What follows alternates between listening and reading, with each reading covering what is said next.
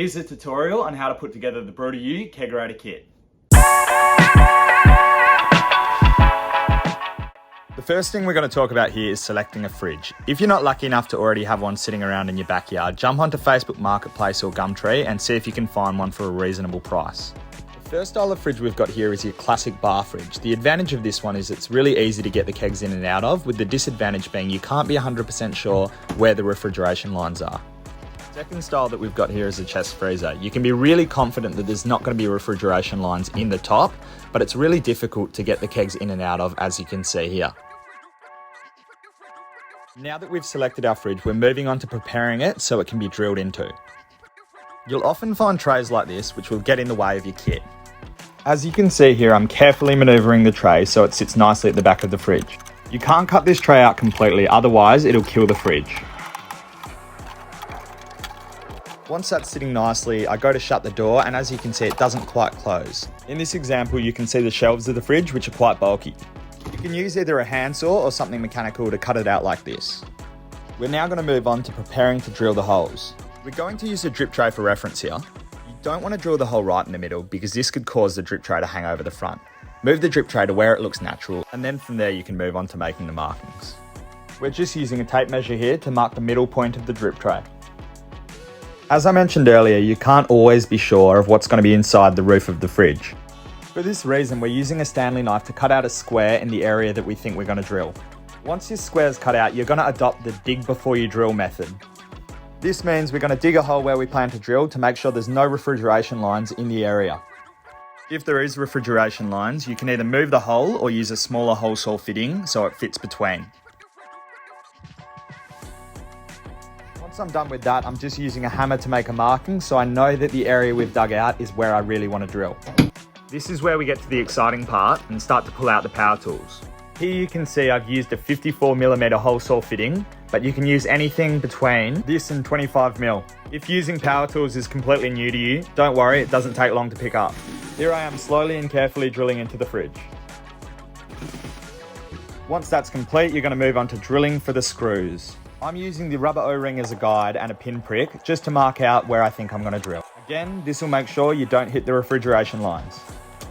Here I'm just using some duct tape to prevent the beer line from wearing against the sides.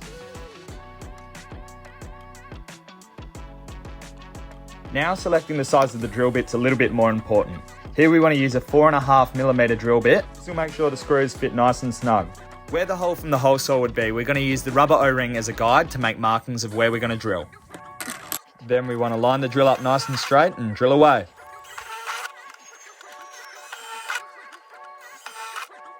Now that all the hard stuff's done, we can move on to the assembly. Firstly, you want to make sure you place down the rubber O-ring, then mounting the fountain on top of that, and then screwing the screws in. You're then going to line up the spring and the tap with the fountain, putting the small side of the spring on the fountain side. From there, you want to screw it in finger tight, and then you've got the tool where you can tighten it any further. We're now going to move on to the gas and beer lines. Here we have the black connector, which connects to the beer lines, and the white connector, which connects to the gas lines. Next up, we've got the tubing for the gas line, and then the gas regulator. We've then prepped up some warm water to dip the tubing into, just to soften it up so it screws onto the ends a little bit easier. We're now connecting the gas connector to the gas line using a screwing motion.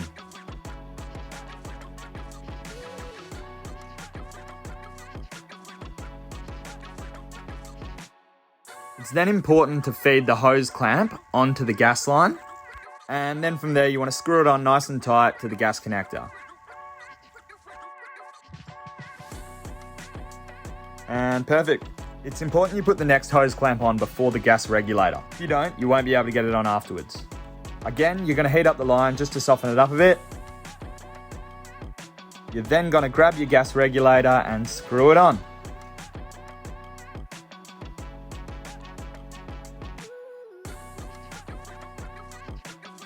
Great, and once the hose clamp's done up, your gas line is done. To connect the gas line to a gas bottle, check out the gas tutorial. Next step is to do the same thing we did to the gas line to the beer line. So you want to soften up the piping first, make sure the hose clamp is on, and then from there you can screw on the black connector.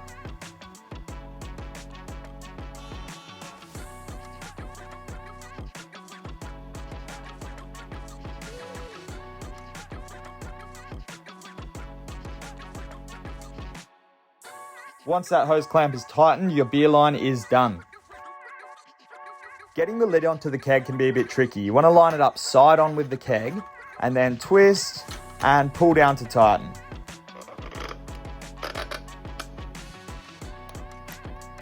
To attach the connector to the keg, you want to pull the lip up just like so, and then whilst pulling it up, push down onto the in port. You don't want to force it on too hard because these ones are a little bit fragile. You're then going to do the same thing with the black connector. Only difference is, this time it's where it reads out in small black writing. We're now going to move on to setting up your temperature regulator. You want to have it plugged into the wall outlet. From there, once it lights up, hold the set button until the lights start flashing. Then use the arrows to decrease to your desired temperature. This is going to change for each drink. Here I'm setting the temperature at 7 degrees, which is pretty good for a general rule. Next, you're going to plug your power cord from your fridge into the cooling slot. Once that's done, the last step is to put the thermometer into the fridge. I normally use a little bit of tape to keep it there.